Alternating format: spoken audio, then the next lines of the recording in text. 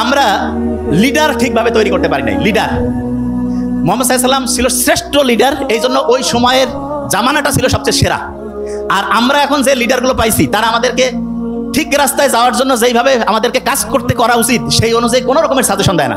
তারা শিখায় দেয় যে তুমি হচ্ছে খুবই দাস, খুবই নিচু স্তরের, খুবই নিম্ন শ্রেণীর। আচ্ছা, আপনারা এই যে মেট্রো রেলে উঠছেন না, আপনি দেখেন মেট্রো রেলগুলো যে অনুযায়ী বানানো হয়েছে, আলহামদুলিল্লাহ ভালো জিনিস। এই রেলের যে বগিগুলো এগুলো যে আরো বড় করে বানানো যাইতো, প্রত্যেকে কিন্তু বসে আরাম করে যাইতে পারতো, কিন্তু এমন ভাবে বানানো হয়েছে কিছু লোক বসতে পারবে, অনেকেই দাঁড়ায় ঠেলাঠেলি করে পাশাপাশি করে দেয়, ঠিক না?